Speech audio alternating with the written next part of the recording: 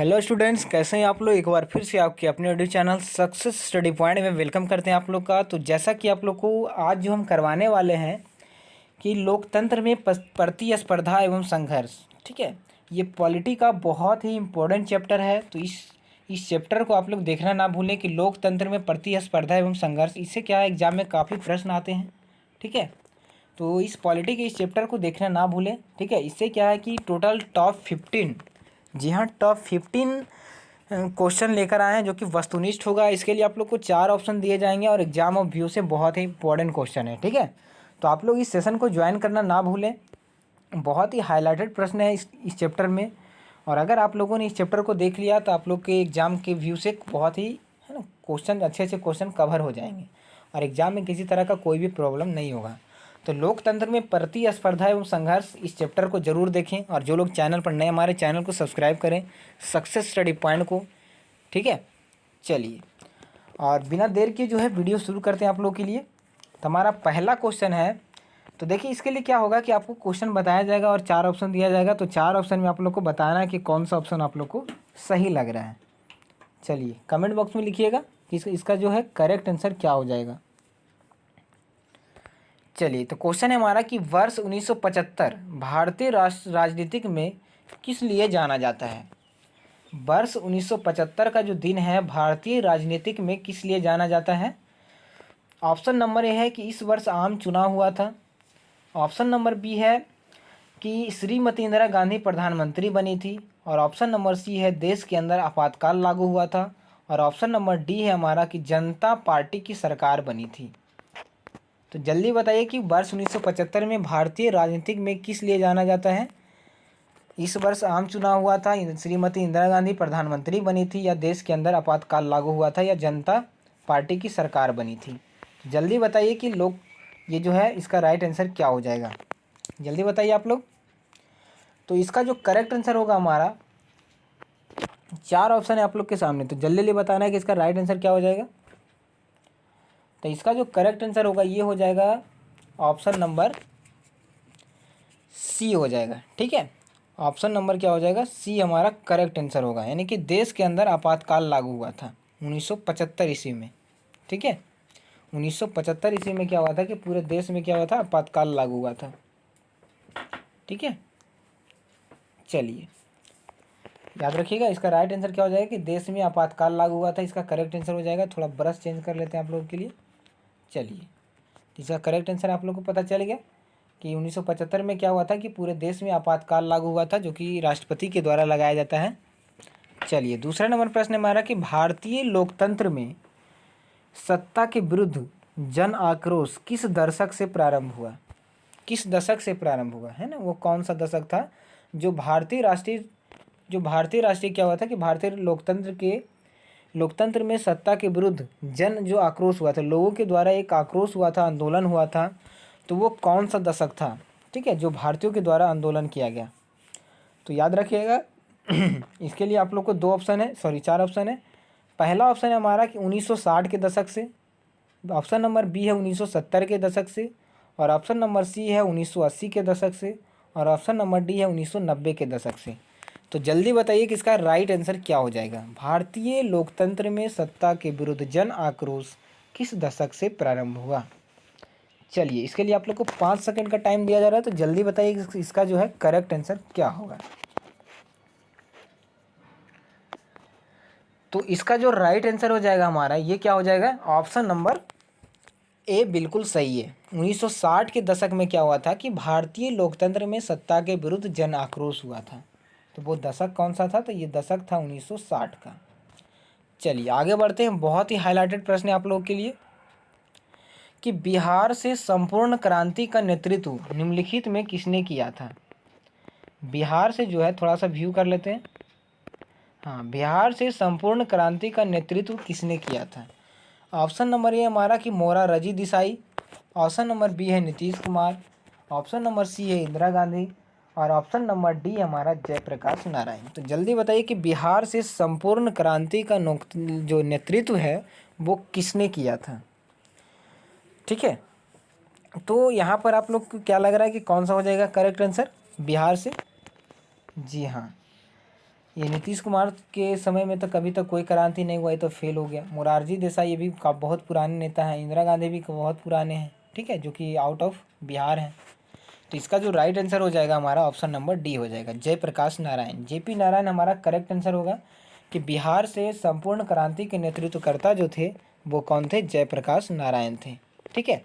तो जयप्रकाश नारायण इसका right answer हो जाएगा। चलिए आगे बढ़ते हैं। अगला है कि भारत में हुए 1977 में आम चुनाव में किस पार्टी को बहुमत मिला था। याद रखिएगा कि भारत में 1977 में जब चुनाव हुआ था तो कौन से पार्टी को सबसे ज़्यादा बहुमत मिला था। कांग्रेस पार्टी, जनता पार्टी, कम्युनिस्ट पार्टी या किसी पार्टी को नहीं। बहुमत मत किस पार्टी को मिला था, जल्दी बताइए। आप लोग को 5 सेकंड का टाइम दिया जा रहा है। इसका राइट आंसर क्या हो जाएगा। आप लोग हमारे चैनल को जरूर सब्सक्राइब कर लें, ठीक है। तो इसका जो करेक्ट आंसर होगा ये हो जाएगा जनता पार्टी को। जनता पार्टी को जो है कि 1977 में सबसे ज़्यादा बहुमत वोट मिला था, ठीक है। जनता पार्टी इसका करेक्ट आंसर हो जाएगा, ठीक है। बहुत ही शानदार प्रश्न था आप लोगों के लिए। चलिए आगे बढ़ते हैं। अगला क्वेश्चन है हमारा कि चिपको आंदोलन निम्नलिखित में से किससे संबंधित है। चिपको आंदोलन निम्नलिखित में से किससे संबंधित है। चिपको आंदोलन निम्नलिखित में से किससे संबंधित है ना।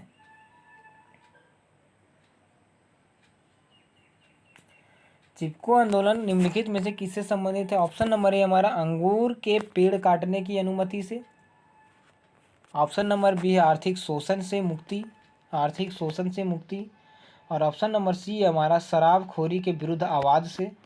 और ऑप्शन नंबर डी हमारा कांग्रेस पार्टी के विरोध से।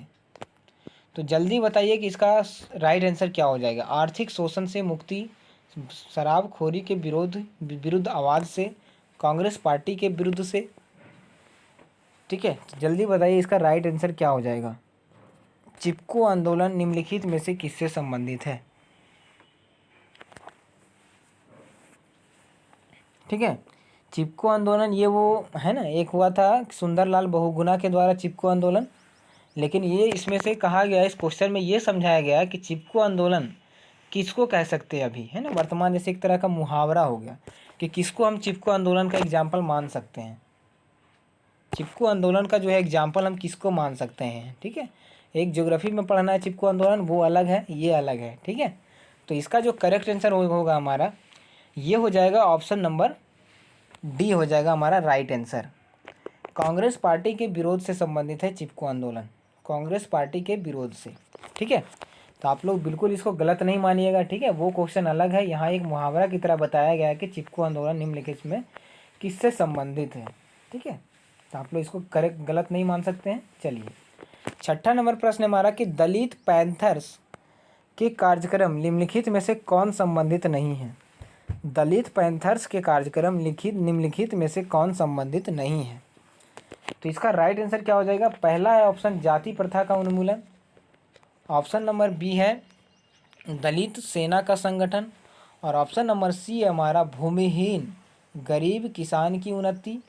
ऑप्शन नंबर डी है हमारा औद्योगिक मजदूरों का शोषण से मुक्ति। और ऑप्शन नंबर ये हमारा 4 ऑप्शन आप लोग को बताया गया कि दलित पैंथर्स के कार्यक्रम जो है निम्नलिखित में से किससे संबंधित नहीं है। आप लोग को क्वेश्चन से ही लग रहा हो कि बहुत ही इंपॉर्टेंट प्रश्न है और एग्जाम में पूछा गया प्रश्न है। तो आप लोग बिल्कुल हमारे साथ ज़रूर जुड़े रहें इसको देखने के लिए। इसका करेक्ट आंसर क्या हो जाएगा। तो इसका जो राइट आंसर होगा हमारा ये हो जाएगा ऑप्शन नंबर डी हो जाएगा, औद्योगिक मजदूरों के शोषण से मुक्ति। इसको हम दलित पैंथर्स कहेंगे। याद रखिएगा कि औद्योगिक मजदूरों के शोषण से मुक्ति को हम लोग क्या कहेंगे, दलित पैंथर्स कहेंगे, ठीक है, दलित पैंथर्स। चलिए आगे बढ़ते हैं।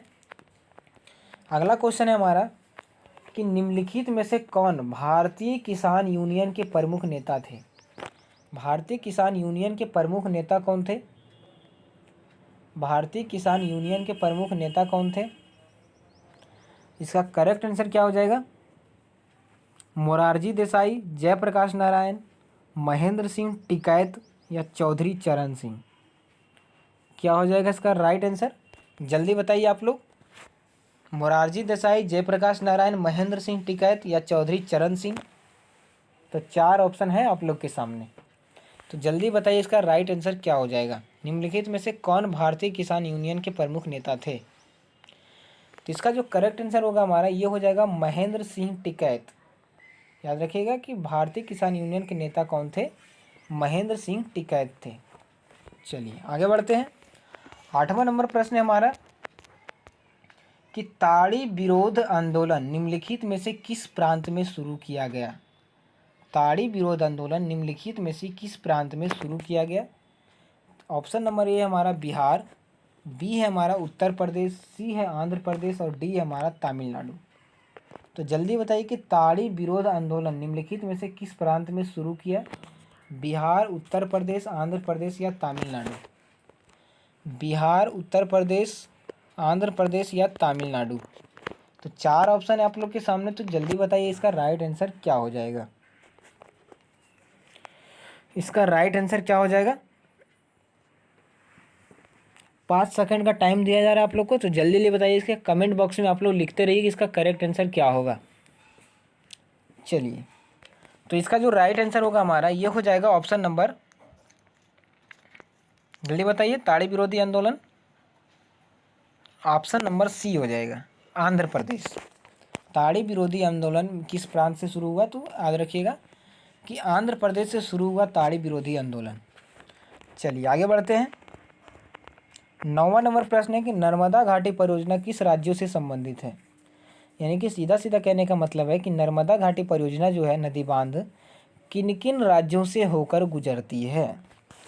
बिहार, उत्तर प्रदेश और मध्य प्रदेश, तमिलनाडु, केरल या कर्नाटक। ऑप्शन नंबर सी है पश्चिम बंगाल, उत्तर प्रदेश और पंजाब, या फिर ऑप्शन नंबर डी हमारा गुजरात, महाराष्ट्र और मध्य प्रदेश।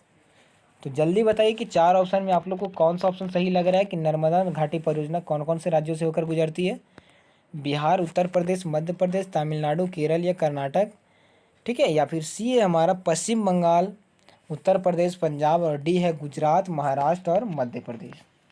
तो इसका जो करेक्ट आंसर होगा हमारा ये हो जाएगा ऑप्शन नंबर डी हो जाएगा, गुजरात, महाराष्ट्र और आंध्र प्रदेश, सॉरी मध्य प्रदेश। ये 3 ऐसे राज्य हैं जहाँ से क्या होता है कि नर्मदा घाटी परियोजना गुजरती है। बहुत ही इम्पोर्टेंट क्वेश्चन था और एग्जाम ऑफ व्यू से बहुत ही हाईलाइटेड था, ठीक है। चलिए आगे हमारा 10वां नंबर क्वेश्चन है, सूचना के अधिकार आंदोलन की शुरुआत कहाँ से हुई? राजस्थान, दिल्ली, तमिलनाडु या बिहार। 4 ऑप्शन है आप लोग के सामने। सूचना के अधिकार आंदोलन की शुरुआत कहाँ से हुई? राजस्थान, दिल्ली, तमिलनाडु, बिहार। तो जल्दी बताइए कि इसका करेक्ट आंसर क्या हो जाएगा। राजस्थान, दिल्ली, तमिलनाडु या बिहार। सूचना के अधिकार आंदोलन की शुरुआत कहाँ से हुई? तो इसका जो राइट आंसर होगा हमारा ये हो जाएगा ऑप्शन नंबर ए। याद रखिएगा राजस्थान से इसका शुरुआत हुआ। सूचना के अधिकार आंदोलन की शुरुआत कहाँ से हुई? तो राजस्थान से हुआ, ठीक है। चलिए आगे बढ़ते हैं। 11 नंबर क्वेश्चन है हमारा कि सूचना के अधिकार संबंधी कानून कब बना? वो था कहाँ से शुरुआत हुआ? तो राजस्थान से। सूचना के अधिकार कानून कब बना? बहुत ही हाईलाइटेड प्रश्न है। 2004, 2005, 2006 या 2007। तो 4 ऑप्शन है आप लोग के सामने। तो जल्दी बताइए कि इसका राइट आंसर क्या हो जाएगा 4 ऑप्शन में। तो इसका जो करेक्ट आंसर होगा ये हो जाएगा हमारा 2005 ईस्वी। क्या हो जाएगा? 2005 ईस्वी हमारा राइट आंसर हो जाएगा। सूचना के अधिकार कानून कहाँ से हुआ? तो राजस्थान से। और कब हुआ? तो 2005 ईस्वी से। 12 नंबर प्रश्न है हमारा, 12 नंबर, कि नेपाल में सप्तदलीय संगठन का मुख्य उद्देश्य क्या है? नेपाल में सप्तदलीय संगठन का जो है मुख्य उद्देश्य क्या है?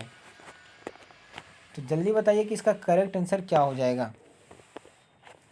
राजा को देश छोड़ने पर मजबूर करना, लोकतंत्र की स्थापना करना, भारत नेपाल के बीच संबंधों को बेहतर बनाना या सर्वदलीय सरकार की स्थापना करना। जल्दी बताइए कि नेपाल में सप्तदलीय संगठन का मुख्य उद्देश्य क्या है? राजा को देश छोड़ने पर मजबूर करना या लोकतंत्र की स्थापना करना या भारत नेपाल के बीच संबंधों को बेहतर बनाना या सर्वदलीय सरकार की स्थापना करना।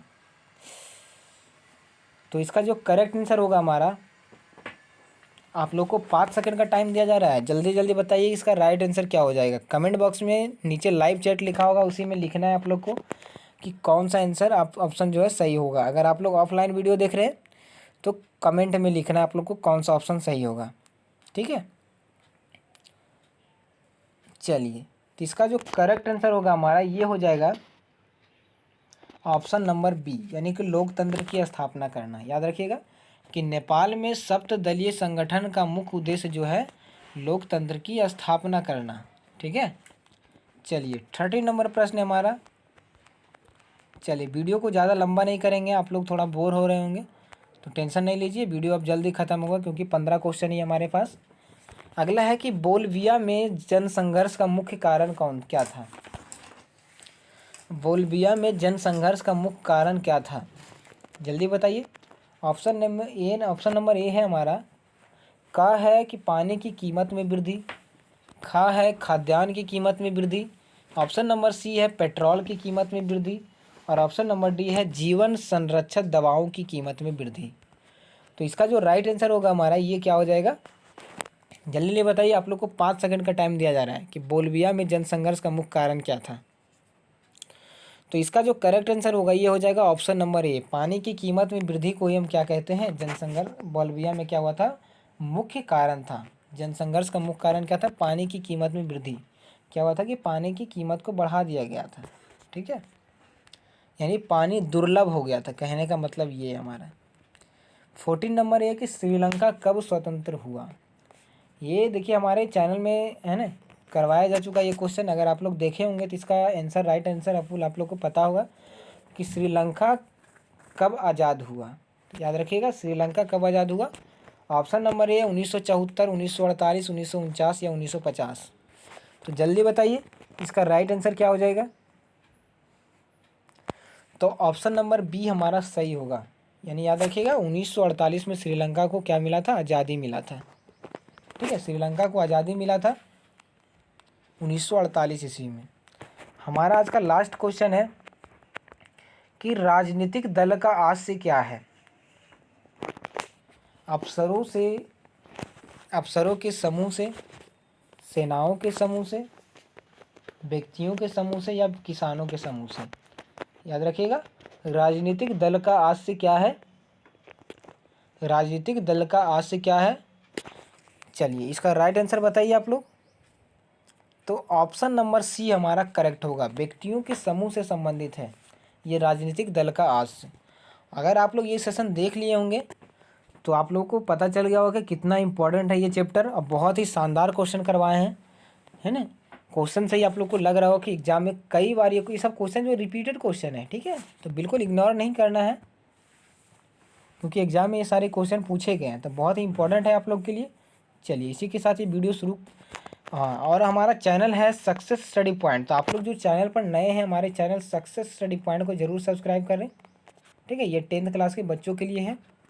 चलिए, thank you watching this video. आप लोग का बहुत बहुत धन्यवाद। आप लोग कमेंट बॉक्स में ज़रूर बताइएगा कि आप लोग को ये वीडियो कैसा लगा, ठीक है। आप लोग कमेंट नहीं करते हैं, थोड़ा वीडियो देखने के बाद अच्छा लगे तो लाइक कर दीजिए, ठीक है। इससे क्या होता है थोड़ा सा मोटिवेशन मिलता है। चलिए बाय बाय, टेक केयर।